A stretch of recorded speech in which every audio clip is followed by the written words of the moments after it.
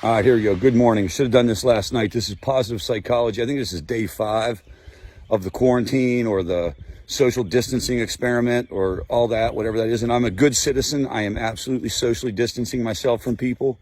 Some people that's easier than others, but I'm definitely taking the advice of my public health officials. All right, I want to talk about dealing with this issue. We've been talking about using positive psychology. Me, I'm committed to the free 3, right? I'm outside in nature, all that kind of good stuff. I'm going to listen to some music. I'm going to laugh today. I'm going to make sure I do that. I'm also going to focus on some of my relationships and trying to spend some time with my kids, spend some time with my wife that doesn't involve talking about the damn virus all the time. I feel like that's all we can talk about.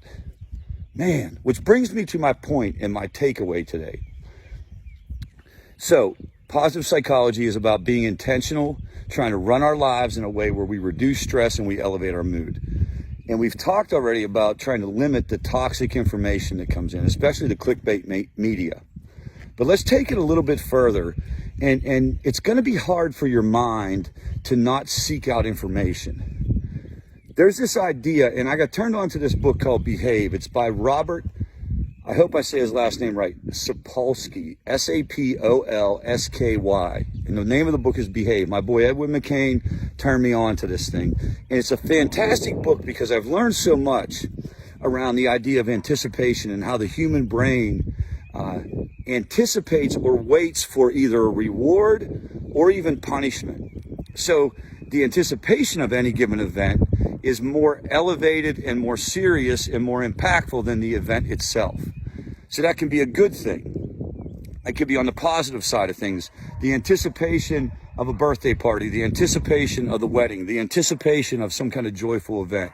It raises dopamine in its own right, and you feel better around that, and you have a good experience. The anticipation of getting high is actually a higher payoff than getting high, which is crazy, right?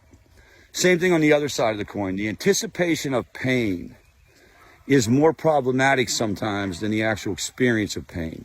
And what we are dealing with right now is the anticipation of dread surrounding what could happen with this virus.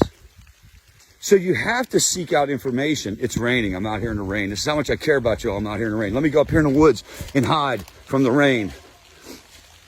So the anticipation of what could happen around the virus is actually going to be more problematic than maybe if you're faced with the virus.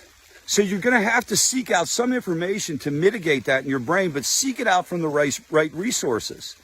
Don't talk to your neighbor who's just pissed off and saying things like, oh, well, they're just shutting it down because them Democrats want the Republicans to fail. And don't listen to the other side of the spectrum, which is we should be more like China.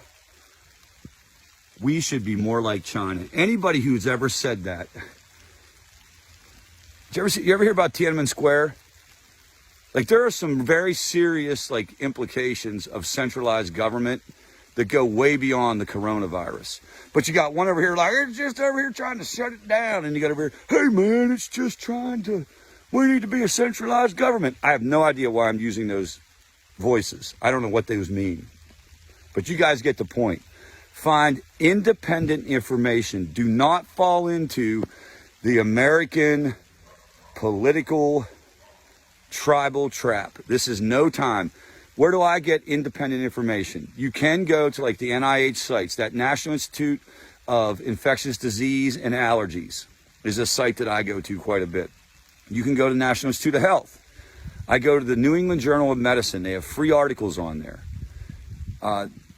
The American Medical Association, the Journal of the American Medical Association has a lot of free information, a lot of cool podcasts and things like that you can listen to. If you go right to the people that are doing the work, the healthcare workers and the people who are experts in this area, and then make your own judgment. So you don't have to go through the political filter and anyone else's ideology, because they're not going to keep their ideology out of it. This will be politicized. All right.